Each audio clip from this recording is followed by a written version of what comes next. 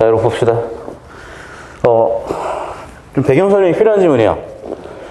일단 우리가 뭐 고대, 중세, 근대, 현대를 나누는 되게 명확한 기점이 있다고 생각을 하는데 보통은 그게 아니라 긴 기간의 변화예요. 약간 스펙트럼 같이. 근데 예를 들면 6.25도 마찬가지인데 원래는 국지전은 계속 있었어요. 전쟁은 터질 거라고 다들 예상하고 있었는데 그 이벤트가 6월 25일 날 있었던 거죠. 비슷합니다. 그러면 지금 이 시대의 정신을 규정하는 역사적 사건 언제 있었냐면 여러분 다 알아요. 2016년 3월에 있어요. 근데 아무도 몰라요. 얘기하면 응? 하고 넘어갈 것 같은데 알파고가 굉장히 왜 충격적이었냐면 이제 인간이 더 이상 정신노동으로도 기계를 이길 수가 없겠네. 그러니까 봐봐. 여러분이 아는지 모르겠는데 원래 영국의 산업혁명이 있었을 때 저항이 엄청 거셌어요. 러다이트 운동이라 그래가지고 기계를 부셔버리고 철도를 폭파하는 그런 사람들이 되게 많았어요. 왜냐하면 철도 때문에 마차가 더 이상 생산수단이 되지 못하고 운송수단이 되지 못하고 기계 때문에 더 이상 인간 노동력이 기계 노동력을 이길 수 없는 상태가 돼버리니까 인간 노동력 가치가 많이 떨어졌어요. 그래서 이미 지금도 마찬가지예요. 사실은 여러분 알바 구하려면 누구랑 경쟁해야 되는지 알아요? 옆에 있는 사람이 아니에요. 키오스크랑 경쟁해야 돼요, 여러분은. 이미 그 시대로 지나가 버렸어요. 이미 육체 노동에서 인간의 기계를 이길 수 없어요. 우리 버스 기사님들이나 택시 기사님 누구랑 경쟁해야 되는지 알아요? 테슬라랑 경쟁해야 돼요, 테슬라랑. 자율주행 차량들. 사실 우버 들어왔을 때 막은 게 어떻게 보면 생존권을 보장하려고 노력하신 거고 사실 저는 처음에 왜 저럴까라고 생각을 했는데 한편으로 생각을 해보니까 거기까지 생각을 안 했을 수 있어요. 안 했을 수 있는데 잘 생각해봐. 우버는 결국에는 자율주행으로 넘어가야 되거든요. 그리고 수능에는 나오는 지문이기도 있고. 결국에는 그러면 테슬라가 자율주행으로 넘어갈 것이냐 우버가 자율주행으로 넘어갈 것이냐 테슬라가 좀 더 가까워 보이긴 하죠. 현재는. 그런 시대에 살고 있는 거예요. 더군다나 얘가 등장해버리니 그때 이제 큰일 난 거죠. 왜? 우리가 지식을 처리하는 방식이나 우리의 삶의 방식이 완전히 바뀔 거거든요. 왜냐하면 산업혁명 이전에는 80%가 농부였어요. 산업혁명 이후에는 80%가 공장 노동자거나 3차 산업, 서비스업에 종사해야 되는 거예요. 근데 얘가 등장했죠. 여러분은 이 시대를 아예 정통으로 맡고 있기 때문에 장담하는데 여러분이 지금 진로 희망 쓰고요. 자기소개서 쓰는 거 10년 안에 다 무용지물이에요. 진짜로. 문과 가면 뭐 할 거냐고라는 얘기가 옛날부터 나왔죠. 이제는 더더욱 그럴 거야. 할 게 없어요. 아니 먹고는 살아야 될 거 아니야. 먹고는 살아야 될 거 아니야.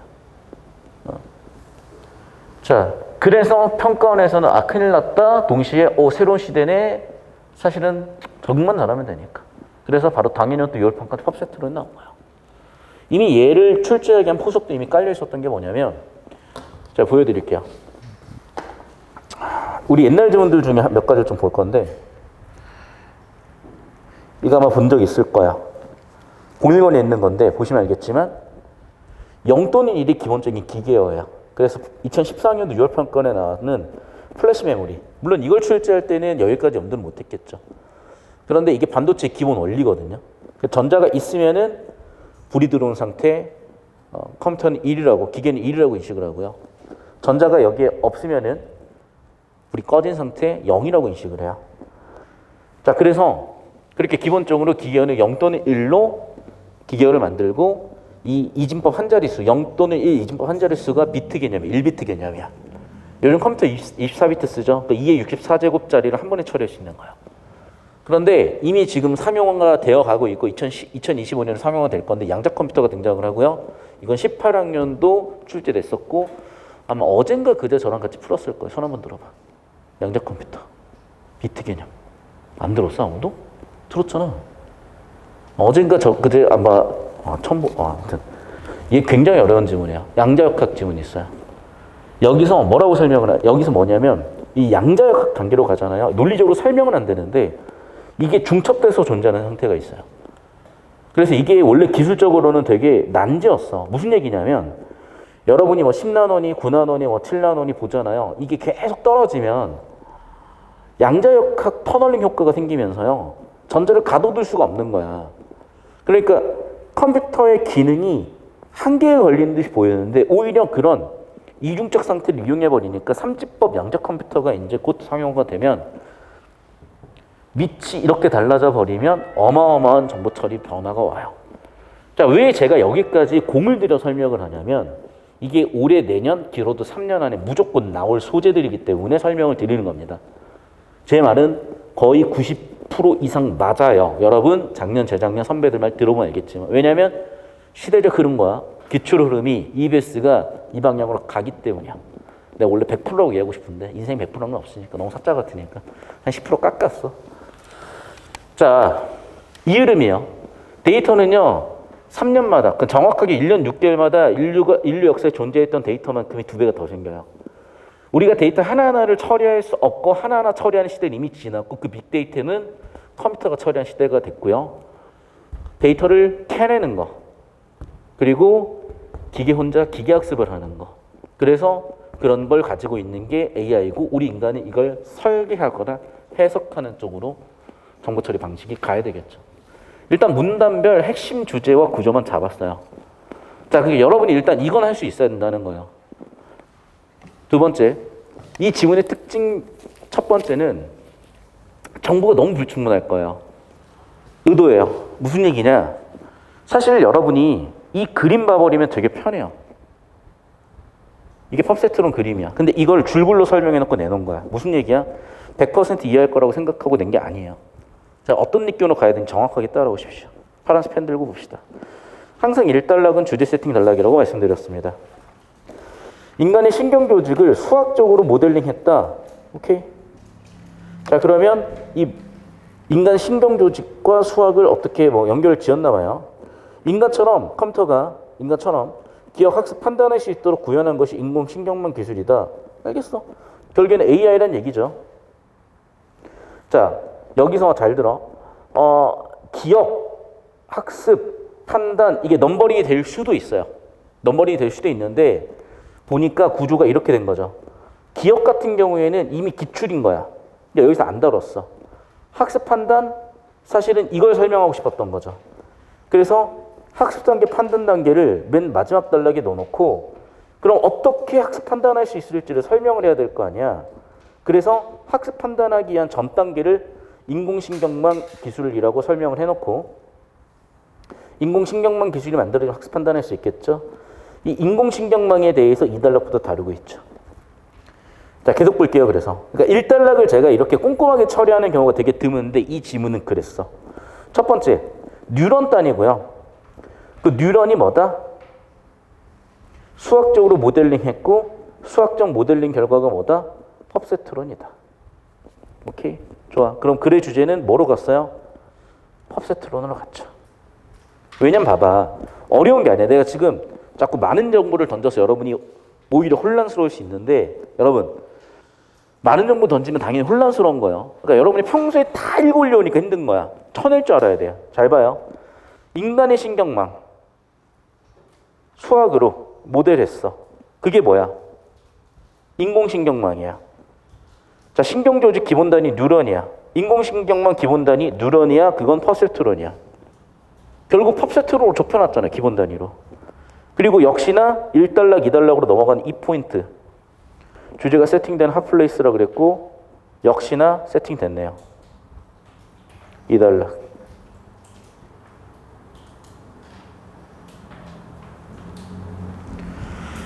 자, 입력값을 받아들인 여러 개의 입력 단자, 이 값을 처리하는 부분, 처리된 값을 내보내는 한 개의 출력 단자로 구성되어 있다. 자, 그러면 크게 세 단계인 거죠. 1번 입력, 2번 이 값을 처리, 3번 출력. 펍세트로는 각각 입력 단자에 할당된 가중치를 입력값에 곱해 가중합을 구한 후 이게 2단락 얘기를 하는 것 같죠. 입력단 할당된 그러니까 2단계 얘기하는 것 같죠. 인계치보다 가중합이 작으면 0, 그렇지 않으면 1과 같은 출력값을 내보낸다. 자, 얘는 여러분 물론 줄글로 이해해서 처리한 학생들도 있겠으나 아니요. 얘는 무조건 여러분이 도식으로 표현했어야 돼요. 자, 30초 드릴 테니까 표현해 보세요. Power off. 실장님, 10초씩 잡아주고 오세요.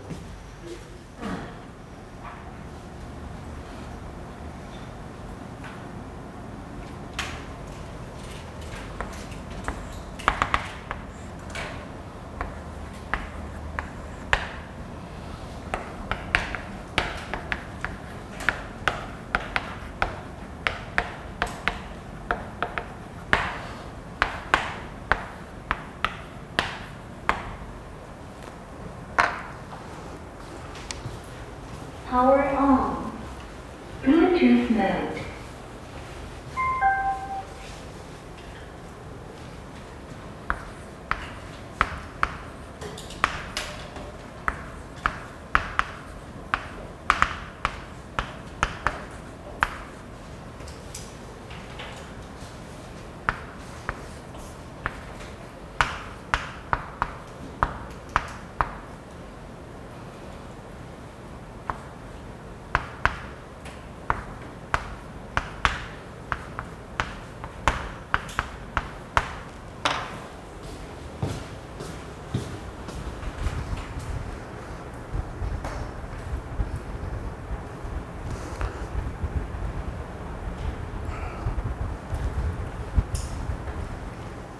자, 봅시다.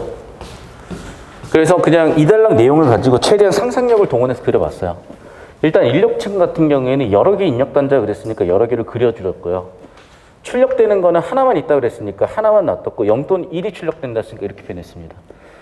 그래서 1 입력, 2 처리, 3 출력하는 과정인데 2번 처리하는 과정이 좀 더 자세히 나와 있죠. 그래서 데이터 값과 가중치를 곱하고 다 더했을 때 그게 1보다 크거나 같으면 1을 출력시키고 1보다 작으면 0을 출력시키는구나. 됐나요? 근데 여기는 1이 아니라 그 임계치라고 나와 있네요. 그래서 1 대신에 임계치라고 할게요. 임계치라고 할게요. 저기 20초 잡아주고 오세요. 저대로 필기하십시오. 그러니까 여러분이 저런 그림을 그릴 줄 알아야 된다는 거예요. 아니, 맞잖아. 우리가 수학에서 수식을 보고 그래프를 그릴 수 있냐 없냐의 능력과 비슷한 거라고. 국어에서도 표를 처리할 줄 알고 그래프를 그릴 줄 알고 저렇게 도식으로 표현할 수 있냐 없냐가 글의 이해도에 상당히 영향을 주기도 하고 글의 이해도에 도움을 주기도 하고 글의 이해도를 확인하는 방식이기도 하고 그러니까 보기에다가 그림 그려놓고 물어보기도 하는 거예요. 자, 다시 저한테 오십시오. 필기 시간 좀 더 드리겠습니다. 3단락. 자, 이러한 펍세트론은 계속해서 그려줄 펍세트론이죠. 자, 그러면 정리를 하면서 가야지. 자, 1단락 핵심 정보는 뭐야? 인간의 신경. 그걸 인공신경망으로 갖고 그게 펍세트론이야. 그 펍세트론의 기본적인 구조에 대한 얘기예요. 1번 입력, 2번 처리, 3번 출력. 그리고 처리하는 방법에 대해서도 얘기하고. 자, 3단락. 그리고 그 층위가 하나만 있는 게 아니라 여러 가지라고요. 그래서 지금에 나와 있는 단층, 하나 층위의 펍세트론은 한계가 있나 보군요. 그래서 복잡한 판정을 할 수 있어야 되는 거니까 여러 층, 그래서 다층 펍세트론에 대한 얘기인 것 같아요. 어떻게 한대요? 다시 펍세트론은 여러 계층으로 배열하여 한 계층에 출력된 신호가 다음 계층에 있는 모든 펍세트론의 입력 단자의 입력값으로 입력되는 구조로 이루어진다. 자, 여러분 잘 들으세요. 이 말이 상당히 어려워요. 무슨 얘기냐면 이렇게 줄글로 써버리면 정보가 왜곡되죠. 그림을 그려놨으니까. 자, 봐봐. 지금 예를 들면 하나하나가 펍세트론이라고 해볼게요. 입력 단자가 여러 개 있잖아. 입력 단자가 이렇게 여러 개 있잖아. 입력 단자 이렇게 있잖아. 출력 단자가 이렇게 하나씩 있잖아요. 그러면 여기서 복잡한 확정을 할 수 있는 인공신경망은 다시 펍세트론을 여러 계층으로 한 계층에 출력된 신호가 다음 계층에 있는 모든 펍세트론 입력 단자 입력값들 이해가 안 되는 게 왜 그러냐면 이미 출력은 하나잖아. 그럼 여기에도 한 4개 정도 있다고 칩시다. 그 여기에도 입력 단자 여러 개 있다고 칩시다. 5개씩 있다고 칩시다. 그럼 20개씩 다 간다는 얘기인가? 아니 펍세트론 하나당 하나를 보낸다는 얘기인 건지 아니 모든 입력 단자의 입력값을 입력다 그러니까 하나의 펍세트론에는 5개 다 들어간다는 건지 무슨 말인지 이해가 돼요? 왜냐하면 출력층은 하나잖아. 도대체 하나를 어떻게 연결해 준다는 거지? 머리가 안 돌 수밖에 없어요. 왜? 정보가 없으니까. 이해됐어? 그러니까 줄글러는 정보가 불충분했던 거고 사실은 그래서 그림을 그려주면 난이도는 훅 내려가요. 이런 느낌인 거거든. 이거예요, 사실은. 그런데 이걸 줄글로 쓰니까 처리가 안 되죠. 그러니까 제가 항상 하는 얘기가 여러분, 자꾸 처리가 안 되는 정보를 처리하려고 하지 말라고요. 여러분 잘 들어요. 처리가 안 되는 이유는 첫 번째, 지문 설계예요. 두 번째, 여러분의 실력이에요. 근데 여러분 저랑 같이 하루에 2-3시간 정도 딱 3주에서 6주 넘어가잖아요. 이 문제는 거의 아니야. 보통은 얘예요. 여러분이 자기 자신을 못 믿는 이유는 실력이 없어서인데, 아니, 저랑 하면 실력이 느는데 왜 안 믿어? 그러니까 보통은 이거예요. 그러니까 처리가 안 되면 처리하지 마세요. 자, 그래서 여기는 괜히 처리하려고 하지 마. 그냥 여러 층이 있다 정도로만 보면 되고, 이러한 인공신경망에서 가장 처음에 입력값을 받아들이는 펍세트로는 입력층, 가장 마지막에 뭐 중간층이 있을 거고 가장 마지막에 있는 층이 출력층. 알겠어? 그러니까 결국에는 이단락은 좀 단순한 하나 구조가 있는 거고 이단락은 그게 층이 여러 개인 건데 어쨌든 입력받고 있으면 입력층, 마지막 최종적으로 출력되고 있으면 출력층인가 봐. 자, 그러면서 어떤 사진이라고 예시로 들어가잖아. 그럼 무슨 얘기냐? 지금까지 과학기술 원리를 얘기했으니까 이제는 예시에 적용해서 이해해보라는 거죠. 계속해서 볼까요? 자, 색깔 형태로부터 사과인지 아닌지 구분하는 인공신경망 학습을 해보자. 좋아. 먼저 1단계예요. 학습련 입력값들, 즉, 자, 입력값과 동의어가 뭐야? 학습 데이터야. 그 학습 데이터는 어떤 특징이 있는데? 사과 사진이 있는데 뭐라고? 색깔과 형태라는 특징을 수치화하는 거래. 전 여기에 와서야 비로소 1이라고 할 거야. 왜냐면 입력값이 데이터다. 이미 입력값 우리는 알고 있어. 학습을 시킬 거야. 학습 데이터라는 거 어려운 정보 아니야. 그럼 뭘 학습시키는 건데? 어떻게 학습시키는 건데? 색깔과 형태를 수치화해서. 즉, 굳이 정보를 분류를 하자면요. 구체적인 목적어와 서술어 또는 무엇과 수치화라는 방법, 이런 구체적 정보가 들어와 있고 요즘 수능은 여기까지 파줘야 돼요. 그런데 자꾸 뭐 여기서 이렇게 이렇게 막 너무 들어가면 또 여러분이 약간 지엽적으로 잘못 정보 처리할 수 있어서 제가 지향하는 건데, 오는 영어의 어브젝트 목적어고 V는 verb 동사예요. 그래서 어쨌든 색깔과 형태를 수치하는 방법으로 데이터를 만든다는 거죠. 자, 그러면 여기 계속 볼게요. 이 경우 지시어니까 정보가치 높아지죠. 두 범주를 수치화하여 하나의 학습 데이터로 묶는다. 두 개를 하나의 학습 데이터로 묶었어. 알겠어. 자, 그 다음에 이제 어떻게 제공을 해요? 2단계. 정답에 해당하는 거랑 같이 제공을 한대요. 이때 같은 범주에 속한 입력값들은 동일한 입력단자. 그러니까 벌써 여기도 헷갈리는 거야. 왠지 봐봐. 하나로 묶었지. 근데 봐, 지금. 수치와 색깔은, 색깔과 형태는 두 범주거든요? 그러면 하나로 묶었는데 그걸 다시 또 쪼개가지고 보내라는 얘기인가? 봐봐. 같은 범주에 속한 입력값은 동일한 입력단자? 그러면 색깔은 색깔끼리 다시는 형태는 형태끼리 또 분리를 해? 뭐하러 묶었어? 말이 모순이 생기잖아. 그러니까 이 얘기들이 전부 다 지금 아까부터 제가 얘기하는 게 뭐냐면 어떻다고요? 정보량이 불충분하기 때문에 생기는 문제라고. 즉 그림을 가지고 설명을 했으면 그림에서 정보 보완이 되니까 이해가 쉬웠을 건데 그림도 없고 줄글로 설명하려다 보니까 한계가 있는 거야. 생각을 해봐. 야, 그러면 너희가 이거를 줄글로 설명 좀 해봐. 미쳐요. 그러니까 자꾸 여러분이 국어를 줄글 텍스트로만 처리하려고 하는데 그건 기본이라니까. 알겠어요? 그리고 이런 한계도 있다는 생각을 해야 되는 거야. 그래서 어떻게 하라는 거야 도대체? 알았어. 이러지 마. 나 갑자기 놀랬어.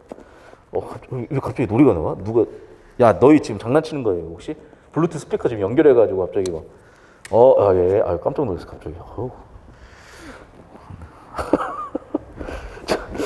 당황시키네. 자, 봅시다.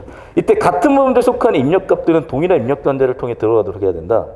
일단 뭐 그런가 봐요. 뭔 소리인지 모르겠는데 일단은 넘버링하고 또 같은 범주는 동일한 입력단자래. 알았어. 그리고 사과 사진에 대한 학습 데이터를 만들 때 정답인 사과에다 해당하는 값을 1로, 출력값 0은 사과가 아니다. 자, 봐봐. 이것도 되게 일반적인 얘기인데요. 0은 보통 false예요. false. 1은 보통 true예요. 그러니까 정답일 때 보통 1을 쓰고요. 오답일 때 보통 0을 써요. 기계어에서 보통 그래, 보통. 아주 100% 약속은 아닌데. 근데 그런 얘기까지 해가지고 최종적으로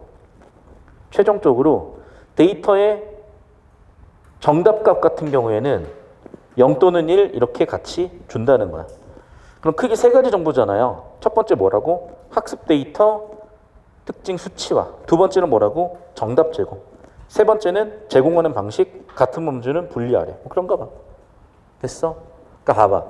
이런 경우는 정보가 불충분하기 때문에 이해가 안 된 상태에서 이렇게 구조 잡아놓고 그 잡힌 정보들을 내용일치 발췌도로 풀어야 되는 경우들도 생기지만 이런 지문들은 그 수명이 1718 정도까지예요. 자꾸 발췌도로 왔다 갔다 해서 풀리는 느낌을 주는 지문들은. 그 뒷지문들은 제가 방금 얘기한 거의 완벽에 가까운 지문 이해도나 설령 이해가 안 되는 정보가 있더라도 의도 설계가 보여서 그 정보를 내려놓고 접근해도 쉽게 풀리는, 다시 한번 얘기하자면 뭔가 결이 조금씩 달라진다는 걸 확인해 주셔야 되고, 여러분이 이 문제를 풀면서 자꾸 내용일치로 풀었을 수 있어. 근데 그 느낌이 크게 작동하는 거는 길어봐야 17 정도까지라고요. 1718 넘어가면서 그런 느낌도 많이 없어지기 때문에 제가 지금 잡아드리는 접근 방식으로 틀을 잘 잡아두세요. 그러면 내신이든 수능이든 사설이든 뭐든 되게 편해질 거예요. 자, 이제 마지막 학습 단계 판정 단계입니다. 자, 학습 단계요. 자, 학습 데이터를 아까 우리 뵀었죠. 만든 학습 데이터를 넣어주고 그다음에 출력값을 구했어요. 자, 그리고 그렇게 나온 출력값을 어떻게 한대? 차이가 줄어들도록 한대. 차이가 줄어들도 가중치 갱신. 즉 가중치 갱신을 통해서 차이가 줄어들도록 하는구나. 핵심적인 게 뭐겠어? 가중치 갱신일 것 같거든요. 자, 다시 1단계부터 할게요. 1단계. 이제 5단락의 1단계. 학습 데이터가 주어지면 2. 출력값 구했고 3. 오차값을 구하고 4. 일부가 출력단자에서 입력층이 입력단자 방향으로 되돌아가면서 5. 모든 가중치에 더해진다. 이것도 골 때려요. 왜 그런 설명을 할게. 지금 이 얘기도 뭐냐면 이거야. 자, 층이 여러 개 있다고 치고 그 출력값이 나왔어요.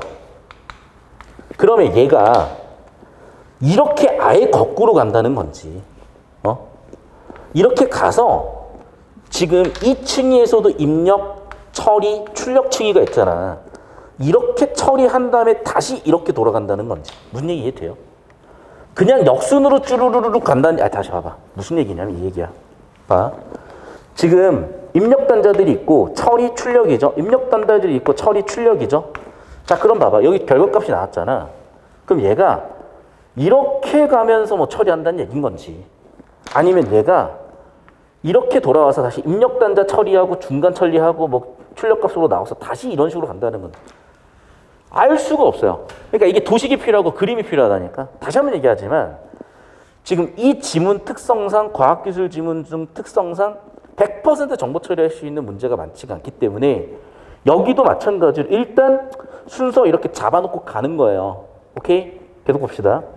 자, 이러한 과정들은 다양한 학습 데이터에 대해 반복하면 출력값들이 결국 어떻게 돼? 판정 성능이 좋아지는구나. 더 이상 갱신이 이루어지지 않게 되면 이제 끝난 거야.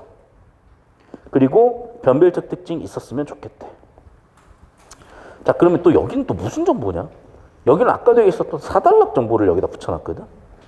그러니까 약간 이게 17 지문 중에 약간 이런 게 있어요.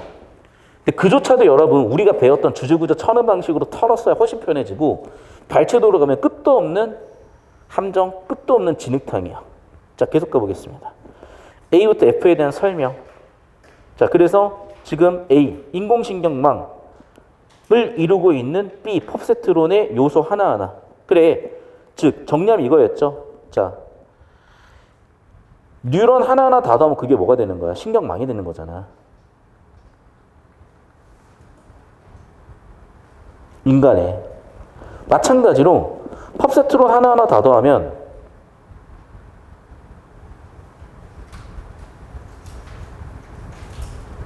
그게 그게 인공신경망이구나. 자, 여러분은 내용 일치로 풀었다고 생각하겠지만 사실 이조차도 상당히 다분히 구조에 가깝다니까요. 구조 바꿔 얘기하면은 정보의 논리관계라고. 맞잖아. 신경망을 이루고 있는 요소들이구나. 인공신경망을 이루고 있는 요소들이구나. 됐어요? 그러니까 이런 관계까지 생각을 해주셔야 요즘 수능은 풀려요, 여러분. 편해져요. 그러니까 뭐 얘만 푼다고 얘 선제 하나하나 골라내서 정답 고르는 것도 있겠지만 아니요, 그건 한계가 있어. 결국 이 정도까지 정보를 봐주셔야 돼요. 그래, 그러니까 요소라는 키워드가 엮여서 나오는 거야. 이번 선지도 보면 알겠지만. 그래서 B, 다시 펍세트로는 또 뭐로 구성되어 있어? C와 D와 뭐 E와 F 등등을 처리하는 형태로 되어 있고, 그러네. C는 당연히 B의 구성 요소인 거죠. 정리하면 뭐라고? 입력층, 출력층, 다시 입력 처리하는 부분, 출력층 더하면 이게 뭐였다고? 펍세트론 하나였다고. 그러니까 자꾸 구조를 묻고 있잖아요. 구조를. 그러니까 정보 구조도 묻고 있는 거고 펍세트론의 구조도 묻고 있는 거고. 정답은 아마 3번일 건데 D가 뭐였는데? D. 가중치. 가중치가 변하는데 왜 인계치가 바뀌어요? 인계치는 불변의 기준이잖아. 기준. 그 말 자체를 뜯어봐. 인계치 기준이라니까. 기준보다 높냐 낮냐 가지고 결과값을 만드는데 기준이 달라지면 정확한 값이 나오겠어요? 됐어. 선생님 마지막 달에 뭐 바꿨는데요. 가중치를 바꿨잖아. 가중치를. 정답이네 기준치를 바꾼 게 아니라. 됐어. 정답이 이거죠. 결국에는. D는 뭐라고? 변화다 하는 거죠. 갱신하는 가중치는 지금 보시면 알겠지만 갱신하는 데이터. E는 고정된 데이터. 더 중요한 거 잘 봐. 갱신하는 데이터가 바뀌면 고정하는 데이터가 왜 바뀌냐고요. 인과관계도 틀렸잖아요. 그러니까 내용으로든 구조로든 어쨌든 틀린 거고 둘 다로 처리해 주셔야 여러분이 혹시 모를 실수든 정확성이든 모든 부분에서 이득이라는 거예요. 그러니까 지금 자세 잡는 단계이기 때문에 좀 불편할 수 있고 오히려 이 느낌이 뭔가 어색할 수 있는데 아니요. 여러분 정답률엔 큰 차이 없어요. 희한하게. 여러분 주간 3, 4등급 나오잖아요. 이렇게 풀라 그래도 3, 4등급 똑같이 나와. 시간 많이 쓸 것 같죠? 아니요. 비슷해요 오히려. 근데 이게 자세만 잡히잖아. 금방 줄어 시간이. 3, 4등급에서 1, 2등급 그냥 나와요. 17번 보겠습니다. 자, 그러면 당연히 글의 주제인 펍세트론 구조에 대해서 물어볼 거 아니야. 그러니까 펍세트론 구조에 대해서 물어봤고 당연히 출력 단자 하나라는 거 우린 수도 없이 확인을 했고. 두 번째, 자 정답 마이너스 출력값. 이게 뭐였어? 오차지. 그 오차를 0으로 수렴시키는 게 목표였잖아요. 근데 제발. 나 깜짝 놀래. 왜 이래 자꾸. 진정하세요. 놀래라. 다시. 뭐가 문제인지 모르겠어. 자, 자꾸 해킹하지 마세요, 여러분. 자, 정답 마이너스 출력이 오차고 지금 오차가 0으로 수렴시키는 게 목표인데 당연히 출력값과 정답이 같은 오차는 없지. 됐어요? 그냥 단어 뜻이야, 단어 뜻 얘도. 3번 문제. 입력층 펍세트론에서 출력된 신호는 다음 계층 펍세트론 입력값이 된다. 자, 봐봐. 얘는 지금 2단락 구조에 대한 설명이고 얘는 3단락 구조에 대한 설명이라서 괜찮을 거예요. 4번 선제. 펍세트론은 인간의 신경조직 기본 단위의 기능을 수학적으로 모델링하는 것이다. 1단락에 나와 있는 펍세트론 구조 정의에 대한 얘기. 자, 5번 선제 볼게요. 가중치의 갱신은 입력층의 입력 단자에서 출력층의 출력 단자 방향으로 진행된다. 아니, 이거 역방향으로 내가 확인했던 것 같거든? 그냥 역방향이었던 거지, 입력층의 입력으로 돌아가 출력층의 출력은 아니었던 것 같다. 저는 가장 의심이 갔고, 역시 마지막 단락을 보니 뭐라고 되어 있니? 출력층의 출력 단자에서 입력층의 입력 방향으로 되돌아가면서 더해지는 가중치 방식이구나. 4번, 5번이었구나. 자, 결국에는 발제독처럼 푼 것처럼 보이지만 그게 아니라 일단은 주제 구조로 최대한 좁혀놓고 5번이 정답이라는 선지 확률을 80% 이상으로 만들어 놓고 나머지 20% 확인하는 느낌이에요. 그러니까 자꾸 발췌도기 의존하는 느낌보다는 주제구조 의존해서 잠깐만 이거 확실한가? 이 범인인데 범인 확정지는 느낌이라고. 이 느낌 잘 잡아주셔야 여러분 많이 바뀌실 거고 성장하실 거예요. 깜짝 놀랐어요. 갑자기 싸이가 나왔어. 뭐지? 18번. 윗글 바탕으로 기억에 대해서 추론해보래요.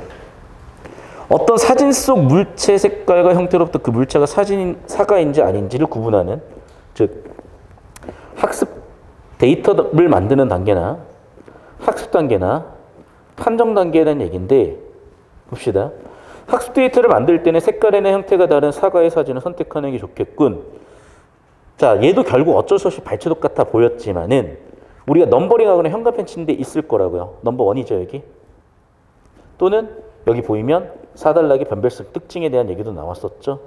그래서 지금 사단락에 다시 넘버 1, 넘버 2, 넘버 3가 있었고 여기다가 샵 넘버 4라고 써줄게요. 그럼 사단락에 묶여야 될 정보들 사단락 샵 넘버 4 또는 5단락 정보에서도 확인할 수가 있었고, 2번 선지 볼게요. 두 가지 범주가 제시되었으므로 두 개의 입력단자다. 범주에 따라서 입력단자가 달랐는지 아까 우리 좀 헷갈리게 하는 부분이 있었단 말이야. 그 발췌도로 돌아가서 확인해 봅시다. 돌아가서 확인해 보니까 자, 두 범주가 있었고 하나로 묶긴 했지만은 같은 범주면 동일한 입력단자래. 그러면 두 범주면 두 입력단자인가? 자, 확신이 없으면 넘어가세요. 일단 여러분 잘 들어. 여러분이 저렇게 뭔가 모순되는 정보가 나와서 확신이 없으면 넘어가세요. 왜냐면 저런 헷갈리는 거 명백하게 따지라고는 안 나와.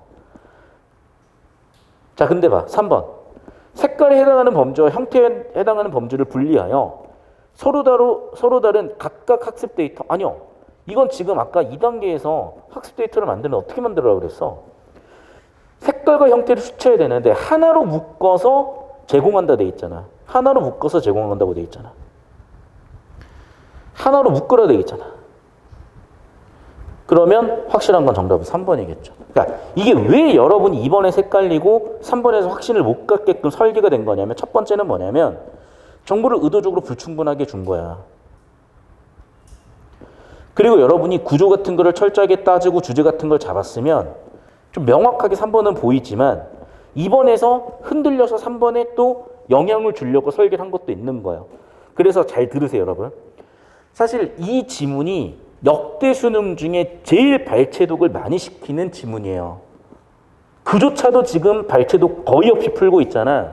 그러니까 다시 한 번 말씀드리지만 이 정도 지문 털고 나서 제가 두 번 다시 발췌독 심한 지문은 볼 일도 없고 출제도 안 돼 있어.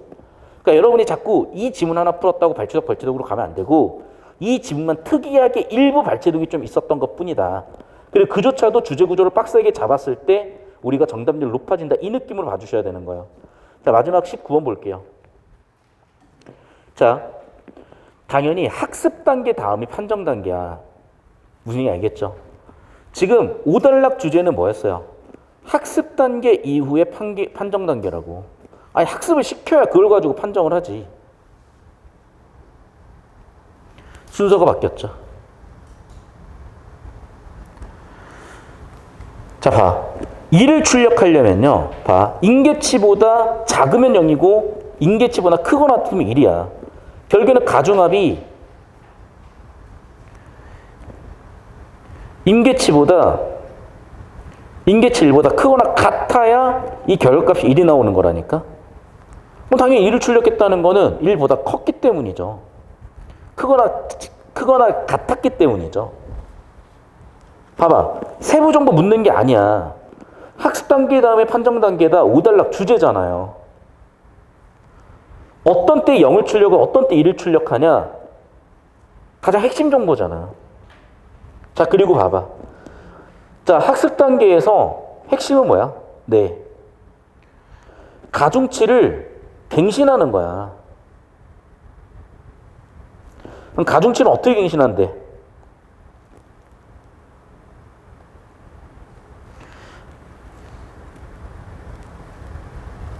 오차를 구한대요. 맞죠? 모든 가중치들이 더해지는 방식이래. 그러면 가중치를 구했고, 다시 오차값을 구했고, 그 오차값의 일부가 가중치 모두에 더해지는 과정으로 돼 있다 그랬잖아. 그럼 3번 될 확률이 매우 높아졌죠. 자, 그리고 봐봐. 여러 차례 반복해서 학습시키면 당연히 성능이 좋아지고, 성능이 좋아진다는 건 오차가 0에 수렴할 것이고, 그러면 당연히 출력값은 1에 수렴해야죠. 자, 이제 5번하고 3번하고 여러분이 골라내려면 5번 원리를 이해했었어야 되는 거거든. 한번 해볼게요. 별거 없으니까. 자, 봐. 지금 입력 단자는 A로 들어오는 게 하나, B, C로 들어오는 게 각각 하나. 자, 데이터는요, 1이 들어왔고요, 0이 들어왔고요, 1이 들어왔어요. 여기다 가중치를 곱해야 돼. 가중치 0.5예요. 가중치 0.5예요. 가중치 0.1이에요. 자, 곱해볼게요. 0.5, 0, 0.1. 즉, 가중합을 구하니 얼마예요? 다시 가중합을 구하니까 얼마예요? 0.6 나왔죠. 임계치인 1보다 작단 말이에요. 됐어? 그러면 몇 출력한다? 1 출력한다. 0 출력한다잖아. 출력값은 0이겠죠. 그러니까 다시 한번 얘기하자면 이런 건 또 발췌독이 아니잖아. 그러니까 여러분 잘 들어야 돼. 지금 이 지문에서 약간 여러분 평소 느낌대로 자꾸 발췌독으로 푸는 느낌이 들었을 수 있으나 아니요. 잘 들어. 여러분이 평소 느낌대로 푸는 발췌독은 맥시멈 이 정도밖에 안 돼요. 맥시멈. 그리고 여기서 우리가 명백하게 발췌독을 푼 거요. 3번 좁혀놓고 발췌독 정도밖에 없고요. 5번 좁혀놓고 발췌독밖에 없어요. 여기서 2, 3번 헷갈려서 좁혀놓고 발췌독밖에 없습니다. 심지어 여기서는 발췌독도 없어요.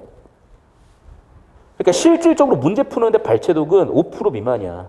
많아야 10%야. 시간 정말 많아야 20%야. 여러분처럼 시간도 부족한 경우다 발췌독 푸는 거 아니야. 철저하게 주제 구조 잡는 거야. 여러분 지문 들여다보면 안 돼요. 여러분 지문 들여다보면 안 돼요. 여러분 고개 들어. 잘 들어. 수업 봐야 돼요. 수업. 칠판 봐야 돼요. 화면 봐야 돼. 여러분이 자꾸 고개를 이렇게 하잖아요. 그 얘기 무슨 얘기냐면 이해가 안 된다는 얘기거든. 수업이. 그러니까 지문으로 돌아가서 자기 나름대로 이해해 보려는 거거든. 안 돼요. 그걸 자주 하면 자주 할수록 여러분은 결국에는 이상한 길로 빠져가요. 이해가 안 되는 이유는 잘 생각해봐. 지금 너희가 제대로 된 방법으로 제대로 배웠으면 또는 제대로 방법으로 제대로 공부를 했으면 이해가 안 될 리가 없잖아. 그러니까 기존 방법의 문제 때문에 이해가 안 된 건데 그걸 자꾸 기존 방법으로 돌아가는데 어떻게 해결이 돼? 절대 해결 안 돼요. 절대 해결 안 된다고. 무조건 수업 듣고 수업으로 이해를 해야 돼. 금방 돼. 그리고 이제 오늘 수업 끝나고부터는 원론서나 보충 영상 드릴 건데 속도 붙이세요. 금방 될 거야. 잠깐 영상 끊었다 하겠습니다.